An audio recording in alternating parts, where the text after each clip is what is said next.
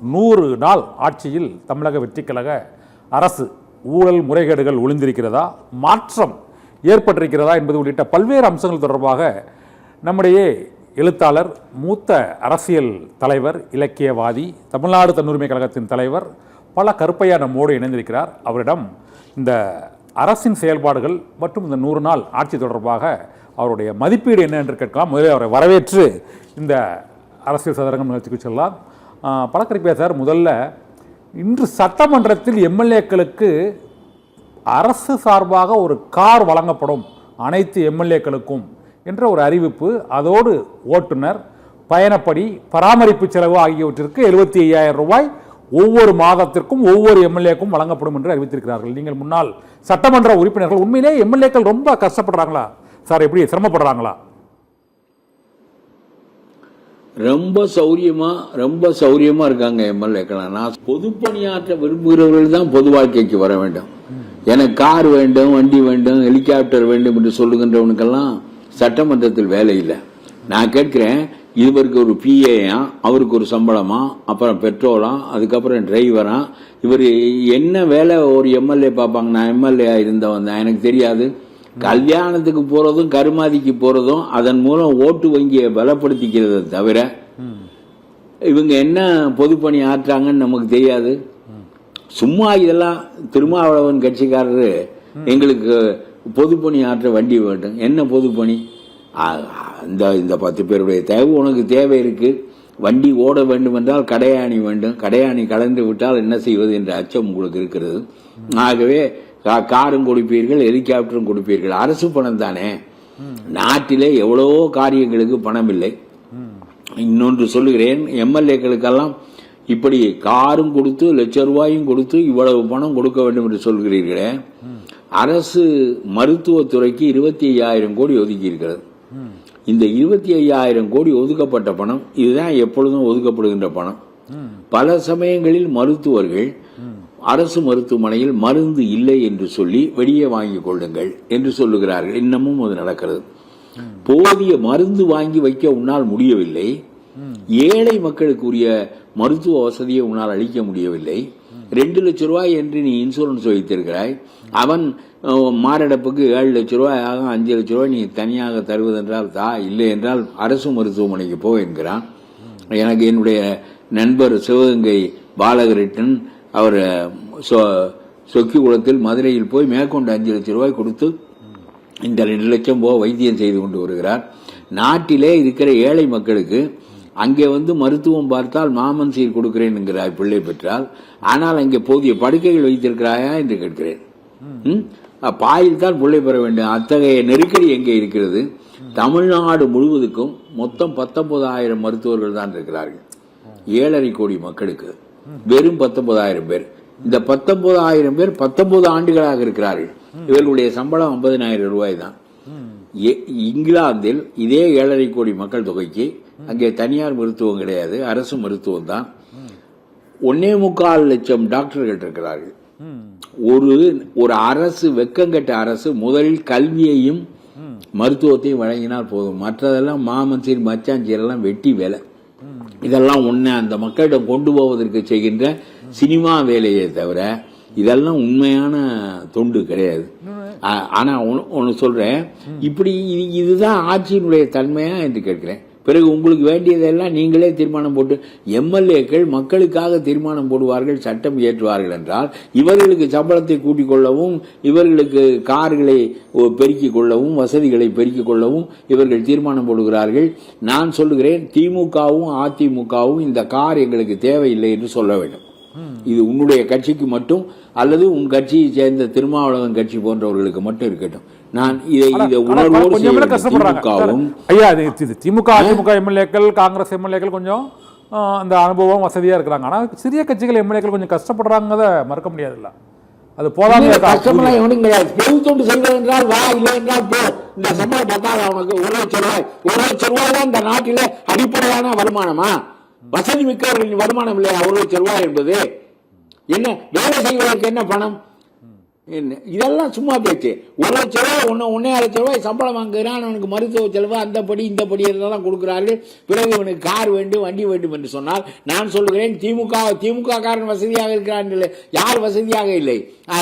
ஆதவ அர்ச்சனா வசதியாக இல்லையா, இல்ல விஜய் வசதியாக இல்லையா? எல்லாரும் வசதியாகத்தான் இருக்கிறான். 1 லட்ச ரூபாயை வைத்துக் கொண்டு என்ன அடிமட்ட வணிகனின் ஊதியம் அது 1 லட்சம் ரூபாய் என்பது. இதற்கு மேல் இதற்கு உன்னை யார் வர சொல்லுகிறார்கள் எம்எல்ஏ ஆக?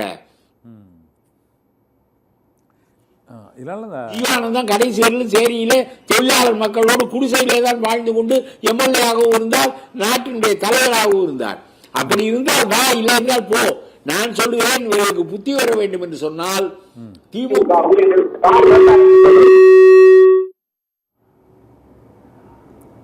எவனெல்லாம் மரியாதை உடையவனோ அவனெல்லாம் வேண்டாம் என்று சொல்ல வேண்டும். இவர்கள் மட்டும் இந்த கார்களை வைத்துக் கொள்ளட்டும், அப்பொழுதுதான் எனக்கு அறிவு வரும். நான் அதாவது இன்னமும் மருந்து சீட்டுக்கு வெளியே போய் மருந்து வாங்கிக் கொள் என்று சொல்லுகிற நிலைமையில் போதிய மருந்து உங்களால் கொடுக்க முடியவில்லை. டாக்டருக்கு 50,000 தான் சம்பளம் கொடுக்கிறீர்கள். 19 ஆண்டுகளாக 19,000 மருத்துவர் தான் 7.5 கோடி மக்களுக்கு வைத்தியம் பார்க்க வேண்டும் என்கிற நிலை இருக்கிறது. போதிய நர்சுகள் 19,000 பேருக்கு டெம்பரரியாக 15,000 சம்பளம் கொடுக்கிறீர்கள். நர்சுகள் நீங்கள் புதிதாக நியமிப்பதில்லை, மருத்துவர்கள் நியமிப்பதில்லை. இன்னொரு இந்த பணம், இந்த எம்எல்ஏக்களுக்கு கொடுக்கிற பணத்தில், காருக்கு கொடுக்கிற பணத்தில் இன்னொரு 20,000 வைத்தியர்களை கூடுதலாக போடலாமே. இதெல்லாம் மக்களுக்கு ஆற்றுகின்ற பணியா என்ன? சும்மா வெட்டி வேலை பார்த்து கொண்டு இருக்கிறதெல்லாம் நீ தனி விமானத்தில் போவாய், அவனெல்லாம் கார்ல போவான். இது என்ன அரசு பணத்தில் நீங்கள் எல்லாம் வேட்டை என்ன எளிமை என்று கேட்கிறேன். காந்தி காலத்திலிருந்து எத்தகைய நீங்க சொல்றது புரியுது. மக்களுக்காக விட்டு விட்டு ஒரு கார் போகும், ஒரு ஜீப்பு போகும், அவ்வளவுதான் ஒரு முதலமைச்சருக்கு. இப்பொழுது 28 கார்கள் முன்னும் பின்னும் எதற்கே என்று கேட்கிறேன் நான். இதெல்லாம் மாற்ற வேண்டும். இது ரொம்ப கொடுமையான ஒன்று. அதாவது வண்டி கடையாணி போல் இருப்பவர்கள் இந்த கூட்டணி கட்சிக்காரர்கள் ஒரு 10 பேர், இவர்கள் வைத்த கோரிக்கை தான் இது. இந்த கடையாணி இல்லாவிட்டால் வண்டி குடம் சாய்ந்து விடுமோ என்று அஞ்சி அவர் இதெல்லாம் செய்ய வேண்டியது இருக்கிறது. தன்னுடைய கட்சிக்காரனை இதை அனுபவித்து விட்டு போகிறான் என்று நினைக்கிறார். ரொம்ப மட்டமான தொண்டு மனப்பான்மை உடைய இல்லாதவர்கள் எல்லாம் எம்எல்ஏக்களாக வருகின்ற காரணத்தினால் இவர்களுக்கு இந்த வசதிகளை எல்லாம் செய்து கொடுக்க வேண்டி இருக்கிறது. இது நல்ல போக்கே இல்லை.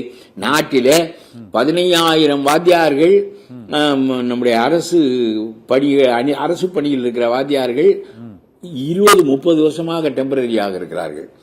அதே மாதிரி கல்லூரி ஆசிரியர்களுடைய நிலைமையும் நீங்கள் அவர்களை நிரந்தரப்படுத்துவதும் இல்லை, புதிய ஆசிரியர்களை எடுப்பதும் இல்லை, நர்சுகளை நிரந்தரப்படுத்துவதில்லை. போதிய டாக்டர்கள் 19,000 பேருக்கு மேல் 19 ஆண்டுகளாக 19 பேர் கூட கூடுதலாக நீங்கள் போட்டதில்லை.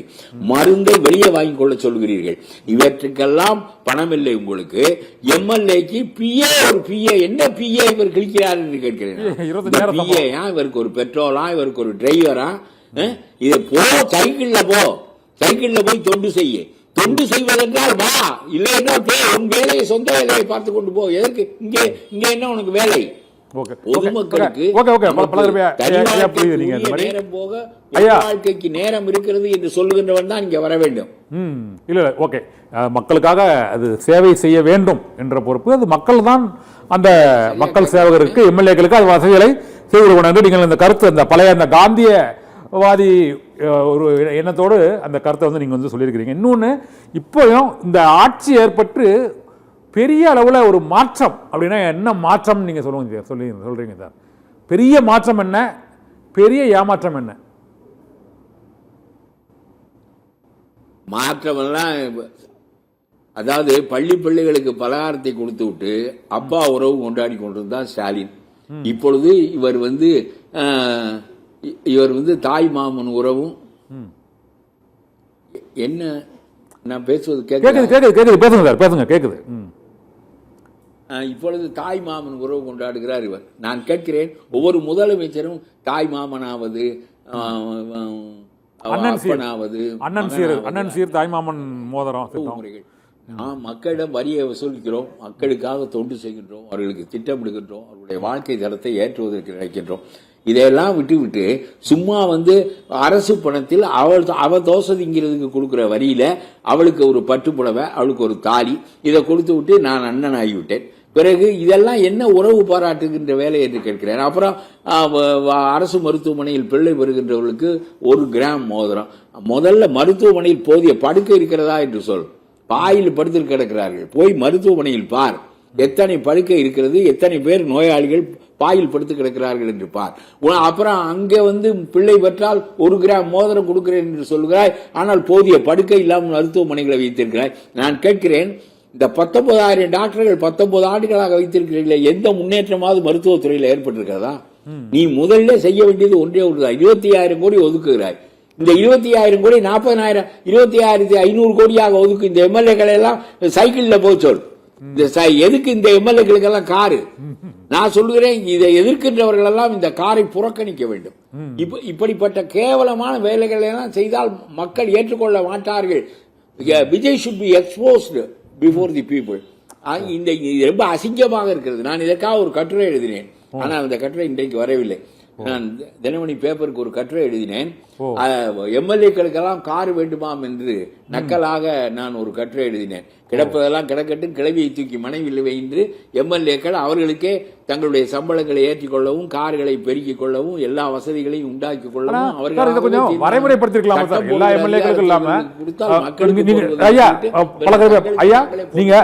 என்று நான் அந்த கட்டுரையில் எழுதியிருக்கிறேன். நீங்க கூறியது போல கல்வித்துறை வைத்திருக்கிறாய், பாதி பேர் தனியார் பள்ளிக்கூடத்துக்கு போகிறான். நீ ஸ்லேட்டு கொடுக்குறாய், புத்தகம் கொடுக்குறாய், நோட் புத்தகம் கொடுக்குறாய், கணினி கொடுக்குறாய், சைக்கிள் கொடுக்குறாய், ஹெல்மெட் கொடுக்குறாய். எது கொடுத்தாலும் இதெல்லாம் வேண்டாம், நான் கடன் வாங்கி தனியார் பள்ளிக்கூடத்தில் தகுதியான கல்வி எனக்கு வேண்டும் என்று சொல்லுகிறான். நீ தகுதியான கல்வியை, தரமான கல்வியை கொடுக்க முடியவில்லை. ஆசிரியர் ராமநாதபுரம் பகுதிகளில் ஒரு பள்ளிக்கூடத்திற்கு 5 வகுப்புக்கு ஒரு ஆசிரியர் தான் இருக்கிறார். அவர்தான் ஹெட் மாஸ்டர், அவர்தான் வாத்தியார்.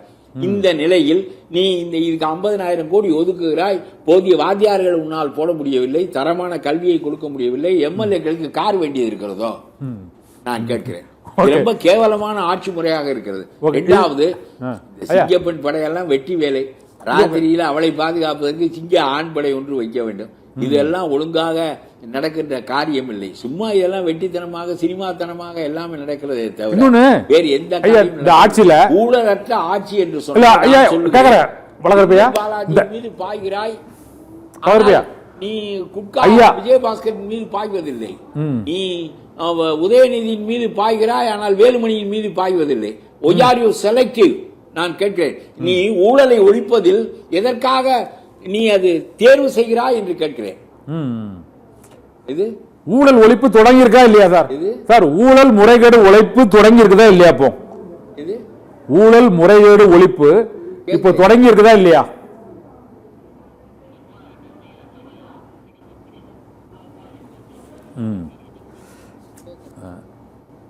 தமிழக வெற்றி கழக அரசின் இந்த 100 நாள் ஆட்சியில் இன்றைய சட்டப்பேரவையில் வெளியிடப்பட்ட அந்த அறிவிப்பானது சட்டப்பேரவை உறுப்பினர்களுக்கு, எம்எல்ஏக்களுக்கு வாகனம் வழங்குவது மற்றும் ஊழல் முறைகேடுகள் ஒழிக்கப்பட்டு விட்டதா என்பது குறித்து நம்முடைய மூத்த அரசியல் தலைவர் பழக்கருப்பையா கருத்து தெரிவித்திருந்தார். இப்போ பழக்கருப்பையா தான் நம்ம கேட்கறது, இந்த ஊழல் முறைகேடு ஒழிப்பு தொடங்கி இருக்கிறதா? ஒன்று, கனிம வள கடத்தல் ஓரளவு நிறுத்தப்பட்டிருக்கிறது, தடுக்கப்பட்டிருக்கிறது என்பதை ஏற்றுக்கொள்கிறீர்களா சார்?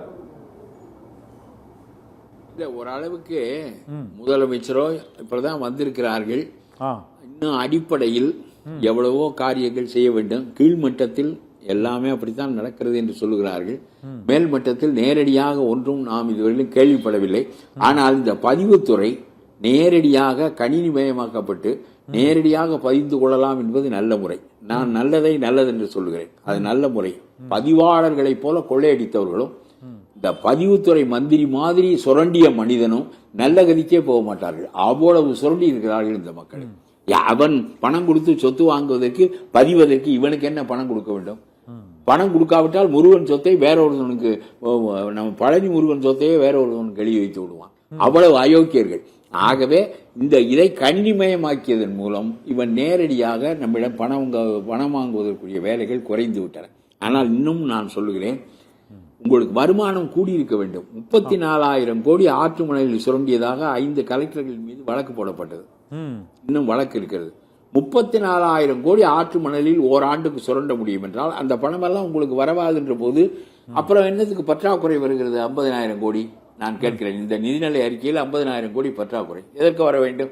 இந்த 34,000 கோடி வருமே, ஒரு 100 நாளில் அது வர தொடங்கி விடுமே. கல்குவாரியில் வரும், ஆற்று மணலில் வரும், கனிம வளங்களில் வரும், மற்றவற்றில் வரும். பிறகு அந்த வருமானம் கூடியதாக தெரியவில்லையே.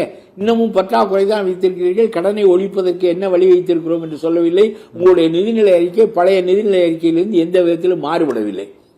இன்னும் 50,000 கோடி பற்றாக்குறையோடு அந்த நிதிநிலை அறிக்கை முடிகிறது.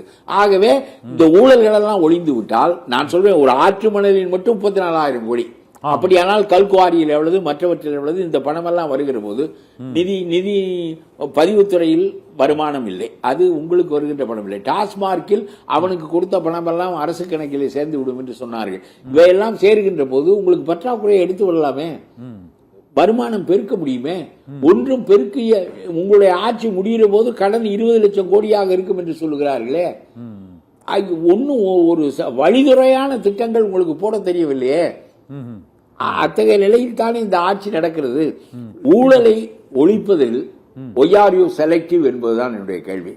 செந்தில் பாலாஜி ஊழலையும் ஒழிக்க வேண்டும், நேரு ஊழலையும் ஒழிக்க வேண்டும், விஜயபாஸ்கர் ஊழலையும் ஒழிக்க வேண்டும், வேலுமணி ஊழலையும் ஒழிக்க வேண்டும். எல்லா ஊழலையும் ஒழித்தால்தான் ஊழல் ஒழியுமே தவிர, நம்முடைய கட்சிக்கு ஆதரவாக ராஜினாமா செய்தவன் சி.வி. சண்முகமோ அல்லது விஜயபாஸ்கரோ ராஜினாமா செய்தார்கள். ஆகவே அவர்களை நாம் பாதுகாக்க வேண்டும் என்கின்ற எண்ணம் உனக்கு வந்துவிட்டால் பிறகு பொது வாழ்க்கை நாசமாகிவிடும். இதுதான் இன்றைக்கு உள்ள நிலைமை. எல்லாவற்றிலும் ஒரு கொள்கை ரீதியாக மன உறுதியோடு செயல்படுகின்ற மனிதனாக இருந்தால் எல்லோரையும் ஒரு மாதிரி நடத்து. ஊழலை ஒழிக்க வேண்டும், 50 ஆண்டு ஊழலை ஒழிக்க வேண்டும் என்பதுதான் குறிக்கோளாக இருக்க வேண்டுமே தவிர, அதை விட்டுவிட்டு அவனுடைய ஊழலை ஒழிப்ப வேண்டியவன் ஊழலை வைத்துக் கொள்வது, வேண்டாதவன் ஊழலை ஒழிப்பது என்பது சரியான போக்கில்லை. இன்று சட்டமன்றத்தில் முதலமைச்சர் இந்த நீர்வளத்துறை மற்றும் உள்ளாட்சித்துறை, சுற்றுலாத்துறை மானிய கோரிக்கையில் அவர் ஊழல் தொடர்பான கோப்புகள் எனது மேஜையில் தான் இருக்கின்றன, 3 துறைகளின் ஊழல் கோப்புகளும் என் மேஜையில் இருக்கின்றன, போகிற போக்கில் இந்த குற்றச்சாட்டை நாங்கள் சொல்லலை, இதை எப்போ வெளியிடணுமோ அப்போ வெளியிடுவோம் அப்படின்னு முதலமைச்சர் விஜயே சொல்லியிருக்கிறார். இதுக்கெல்லாம் எப்ப இல்லை, இது பொதுமக்களுக்கு கேடான ஊழல். ஆகவே இதை உடனடியாக வெளியிடு, தண்டி. நான் சொல்கிறேன், நீ தண்டிக்கும் போது மனிதர்களை தேர்வு செய்யாதே. எவன் ஊழல் செய்தாலும் நீ அவனை தண்டி. அத்தகைய போக்கு இருந்தால்தான் ஊழல் இந்த ஆட்சியில் ஒழிய முடியும். இல்லாவிட்டால் ஊழல் ஒழியாது. அப்புறம் நம்ம வேண்டியவர்களை வைத்துக் கொண்டு வேண்டாதவர்களை தண்டிப்போம். இந்த நிலைதான் இருக்கும். லோக் ஆயுக்தா வரையில் 1000 சட்டம் செய்து பார்த்து விட்டார்கள். ஒரு ஆவண்ணா ராஜா கனிமொழி வழக்கு வரையில் 30 ஆண்டுகள் நடக்கும். எந்த வழக்கு, பொன்முடி வழக்கு 3 ஆண்டு தண்டிக்கப்பட்டால் நிறுத்தி வைப்பார்கள். 30 ஆண்டுகள் ஒவ்வொரு வழக்கம் நடக்கிறது. நம்முடைய நீதிமன்ற அமைப்பு அப்படித்தான், நம்முடைய சட்ட அமைப்பு அப்படித்தான். எல்லாவற்றையும் தண்டனை கொடுத்தால் நிறுத்தி வைத்து விட்டு வர முடியும். ஆகவே இந்த ஊழலை ஒழிப்பதற்கு இன்னும் கடுமையான சட்டங்கள் வேண்டும். லோக் ஆயுக்தா போன்றவற்றை முடுக்கிவிட வேண்டும். உடனே அவர்களை தண்டித்து வழக்குகளை துரிதப்படுத்தி நடத்தி மீண்டும் எவனும் ஊழல் செய்வதற்கு அஞ்சுகின்ற நிலைமையை ஏற்படுத்த வேண்டும். அது ஒன்று செய்தாலே உங்களுடைய ஆட்சியின் வெற்றி என்று நான் சொல்கிறேன். வேறு எதையும் உங்களுக்கு திட்டம் போட தெரியாது உங்களுக்கு. ஆனால் இந்த செலக்டிவாக இருக்காதீர்கள். தப்பு எல்லாம் திருடன் என்றால் எல்லாரும் திருடன் தான். அதுல திமுக திருடனை தண்டிப்பேன், மற்றவனை எனக்கு சார்பாக இருக்கின்றவனை விட்டு வைப்பேன் என்று சொன்னால் உன்னால் பொதுப்பணியில் சிறக்க முடியாது. புரியவில்லை. இரண்டாவது ஒண்ணு என்னன்னா, இந்த 100 நாள் ஆட்சி தொடர்பாக அனைத்து ஊடகங்களிலும் வெளியிடப்பட்ட அந்த விளம்பரத்தில் இது ஒரு யுகத்திற்கான மக்களின் மனசாட்சி என்று ஒரு 18 திட்டங்கள், வெற்றி மகளிர் திட்டம், வெற்றி கிராம மறுமலர்ச்சி திட்டம், வெற்றி என்று பல திட்டங்களுக்கு இந்த பெயர் மாற்றம் என்ற அந்த செயல்பாடு, காலை உணவு திட்டத்திற்கு பெருந்தலைவர் காமராஜர் உணவு திட்டம் மாற்றி ஒட்டி கொள்ளுகிறார்களே தவிர, இது அம்மா காலத்தில் ஆடுபாடு கொடுத்தார்கள், அதை இப்பொழுது ரொம்ப குறைத்து ஊனமுற்றவர்கள் மற்றவர்களுக்கு கொடுக்கிறார்கள். நான் சொல்லுகிறேன், அம்மா காலத்தில் அம்மா உணவகம் வந்து விட்டது. இதே காரியங்களைத்தான் திருப்பி செய்கிறார். பிறகு எல்லாவற்றிலும் வெற்றி என்று ஓட்டி கொள்ளுகிறார்கள். நான் சொல்கிறேன், எந்த ஒன்றிலும் புதிய சிந்தனை இல்லை, புதிய ஒன்று இல்லை. சும்மா தாய் மாமன் உறவு, அண்ணன் உறவு, அக்கால் உறவு, கொழுந்தியாள் உறவு என்று பாராட்டி கொண்டு தங்களுடைய தனி தோற்றத்தை, இமேஜை பெருக்கிக் கொள்வது ஒன்றுதான் இவர்களுக்கு குறியாக இருக்கிறது.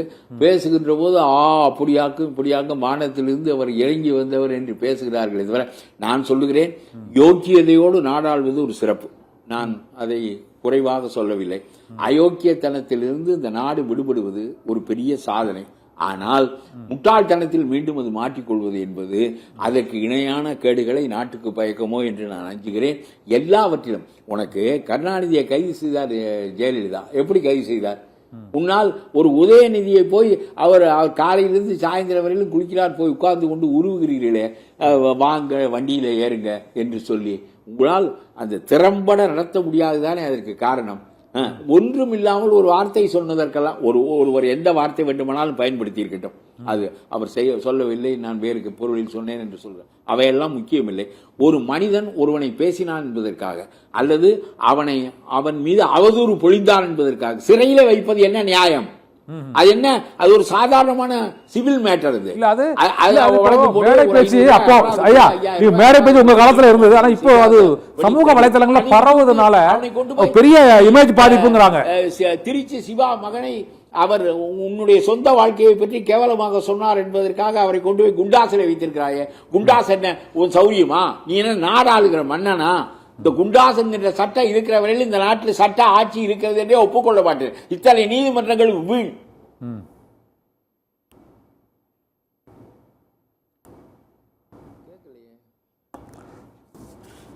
சரியா வேலை செய்ய மாட்டேங்குது.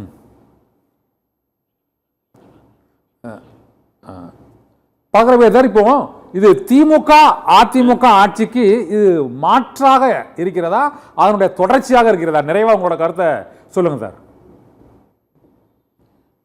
அதெல்லாம் ஒண்ணு இல்லை. இந்த ஆட்சி ஒரு இக்னரண்ட் ரூலர்ஸ் ஆட்சி, ஒரு அறியாமை மிக்க ஆட்சியாளர்களின் ஆட்சி, அது கடைஞ்செடுத்த திருடர்களின் ஆட்சி. அது ரொம்ப, அதாவது என்னதான் செய்வது என்று இல்லை, அவ்வளவும் செய்வார்கள் அவர்கள். ஒரு கான்ட்ராக்ட்ல இன்னைக்கு கூட சட்டமன்றத்தில் சொல்லியிருக்கிறார் 30% குறைச்சு கொடுத்திருக்கிறோம் அந்த கான்ட்ராக்டை என்று. கொஞ்சம் கூட அஞ்சாமல் எல்லாவற்றையும் செய்தார்கள். ஒரு மனிதனை, கிரிமினல் குற்றவாளியை, சிறையில் இருக்கின்ற மனிதனை அவனை நான் மந்திரி ஆக்குவேன் என்று சொல்லுகிற ஒரு முதலமைச்சர் எப்படிப்பட்ட முதலமைச்சராக இருப்பார்? ஸ்டாலின். ஒரு செந்தில் பாலாஜி சிறைக்கு போகிறார், கோர்ட் அவரை சிறையில் வைக்கிறது. அவர் தான் செய்த ஊழலை ஒப்புக்கொண்டு நான் திருப்பி கொடுத்து விட்டேன் என்று சொல்லிவிட்டு சிறைக்கு போனார். அவரை அங்கே மாண்புமிகுவாக ஆக்குவதென்றால் இந்த மாண்புமிகு பட்டத்தை தூக்கி எறி என்று சொல்கிறேன். கிரிமினல்களுக்கெல்லாம் என்ன மாண்புமிகு? என்ன மந்திரியாக இருந்தால் என்ன மாண்புமிகு? அவர் என்ன வானத்திலிருந்து இறங்கி வந்தவனா? காந்தியை மாண்புமிகு என்று சொல், ராஜாஜியை சொல், காமராஜரை சொல், மாண்புமிகு என்று தகுதி வாய்ந்த மனிதனாக இருந்தால் சொல். மந்திரியாக இருந்தாலே மாண்புமிகுவா? அவன் பண்ணுகின்ற ஊழலும் கேடுகளும் கொஞ்ச நெஞ்சம் இல்லை. சிறையிலே இருக்கின்ற மனிதனை ஒரு மந்திரியாக உலகத்தில் ஆக்கியிருக்கிறார்களா? அவ்வளவு மோசமாக அந்த ஆட்சி நடந்தது. அந்த அளவுக்கு இவர்கள் இல்லை. ஆனால் நான் ஒன்று சொல்லுகிறேன், இந்த ஒரே ஒரு காரியத்தை உன்னுடைய ஆட்சி காலத்தில் செய்துவிட்டு போனாலே சிறப்பு. நான் நடுநிலையோடு பேசுகிறேன். இந்த ஊழலை முற்றிலுமாக ஒழித்து, கீழ்மட்டத்திலும் ஒழித்து, எல்லா மட்டத்திலும் எதை எப்படி பதிவுத்துறை கணினி மயமாக்கினாயோ அதுபோல ஃபுல் ப்ரூஃப் மெத்தடுகளை கையாள வேண்டும். அதாவது தவறு செய்ய முடியாத முறைகளை எல்லாம் புகுத்தி, யாரும் மனிதர்கள், உன்னிடம் இருக்கிற மனிதர்கள் சாதாரணமான, காலையில் ஒரு கட்சியில் இருந்துட்டு சாயந்தரம் உங்கள்கிட்ட வந்து எம்எல்ஏ ஆனவன், அவன் ஒரு தகுதியும் இல்லாதவன், ஏதோ ஆகிவிட்டான். உனக்கும் இந்த மக்கள் ரொம்ப வெறுத்து போய் 50 ஆண்டு ஆட்சியிலிருந்து விடுதலை வேண்டும் என்று கருதி உன்னிடம் ஆட்சியை கொடுத்து விட்டார்கள். தப்பொன்று இல்லை. ஆனா ஒரே ஒரு காரியத்தையாவது ஒழுங்கா செய். உனக்கு புதிதாகலாம் நிதிநிலையெல்லாம் ஒன்றும் செய்ய தெரியாது. ஆனா அதான் நான் சொன்னேன், மருத்துவத்துறைக்கு 19,000 மருத்துவர்களை வைத்துக் கொண்டு எப்படி இந்த மக்களுக்கு மருத்துவம் வழங்குவாய்? இதுல மாற்றம் உனக்கு செய்ய தெரிந்திருக்க வேண்டும். ஒரு புதிய ஆட்சி சிறந்த ஆட்சி என்று நான் சொல்வேன். இத அவர்களுக்கு அதை பற்றி கவலை இல்லை. இதற்கு முந்தைய ஆட்சிக்காரர்கள், உனக்கு என்ன கவலை இல்லை? 7.5 கோடி மக்களுக்கு 19,000 மருத்துவர்கள் போதுமா? அவனுக்கு 50,000 சம்பளம் போதுமா? 19,000 நர்ஸுகளை டெம்பரரியாக வைத்துக் கொண்டு நீ என்ன வைத்தியம் பண்ணுவ? மருந்தை வெளியே வாங்கி சொல்லி சீட்டு கொடுக்குறானே, டாக்டரா காரணம்? நீ இல்ல காரணம். நீ மருந்து வாங்கி கொடுத்தா அவன் ஏன் கொடுக்க மாட்டான்? இதையெல்லாம் செய்யாம எம்எல்ஏக்கு கார் வாங்கி கொடுக்குறேன்னு சொன்னீங்கன்னா இது முட்டாள்தனமான ஆட்சி என்று நான் சொல்லுகிறேன். திமுக அதிமுக பெட்டரா இருக்கா சார்? திமுக அதிமுக ஆட்சிக்கு இது பெட்டர் சொல்லலாமா? வேலுமணி செய்த ஊழலாக இருந்தாலும் சரி, இருந்தாலும் சரி, செந்தில் பாலாஜி செய்த ஊழலாக இருந்தாலும் சரி, ஒரே மாதிரி அவர்களை நடத்து. எல்லா ஊழல் மனிதர்களும் ஒளியட்டும், எல்லா கட்சிகளில் இருந்தும். அது ஒன்று. அப்புறம் நிதி செயலாளர் போட்டு தருகிற திட்டங்களை செய்ய போகிறாய் நீ. உங்களுக்கு ஒன்றும் தெரியாது. அது எதையோ ஒரு விதமாக செய்து கொண்டு போ. நாட்டில் நடப்பதெல்லாம் திரும்ப நடந்து கொண்டிருக்கும். அவ்வளவுதான். யோக்கியமாக இருந்தாலே அது பெரிய வெற்றி தான் உங்களுடைய ஆட்சிக்கு என்று நான் சொல்லுகிறேன். ஓகே. இந்த போதைப் பொருள் மது இது வந்து ஒழிப்பதற்கான நடவடிக்கைகளை வந்து தீவிரமாக மேற்கொண்டிருக்காங்க. அதை பாராட்டுறீங்களா, இல்லைன்னா அது போதிய அளவு இல்லைன்னு சொல்றீங்களா சார்? நிறைவா சொல்லிருங்க சார். அதெல்லாம் ஒரு உண்மையான சிந்தனையாளன் என்றால் மதுவை நான் ஒழித்து இந்த பெண்களினுடைய வாழ்க்கையை மலர செய்வேன் என்று நிதிஷ்குமார் போல சொல்ல வேண்டும். ஒரு ரொம்ப வறிய மாநிலம் பீகார்.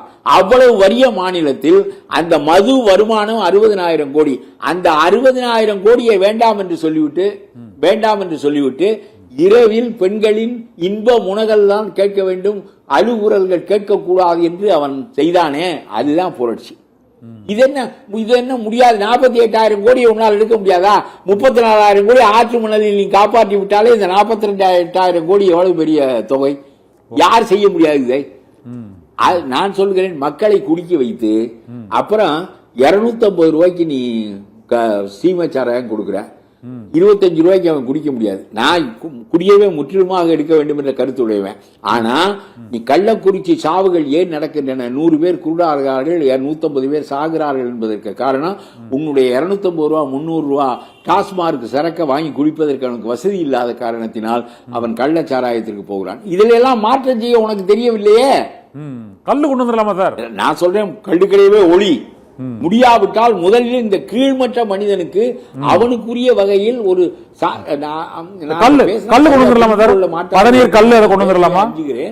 ஆனாலும் சொல்லுகிறேன், 250 ரூபாய்க்கு குடிக்க முடியாமல் தான் அவன் கண்ணவிழ்ந்து போகிறான் கள்ளச்சாராயம் குடித்து. இதை பற்றி உனக்கு சிந்திக்க தெரியவில்லையே, என்ன செய்ய வேண்டும் என்று தெரியவில்லையே. அரசாங்கம் கேவலம் இங்க ஒரு லாட்டரி சீட்டு நடத்து, கள்ளுக்கடை நடத்து, தேவடியா தொழில் நடத்து, இதெல்லாம் வருமானம் பண்ணு. இதெல்லாம் பண்ணவே இருக்கான் உலகத்தில் எத்தனையோ அரசாங்கங்கள்ல. இதெல்லாம் ஒரு கேவலமான தொழிலின் மூலம் இந்த அரசாங்கத்துக்கு டாஸ்மார்க்கில் 48,000 கோடி வருமானம் வருவது குஷ்டரோகியினுடைய கையில இருக்கிற வெண்ணெயை பயன்படுத்தி நீ உணவு படைப்பதை போல. ரொம்ப மோசம் அது.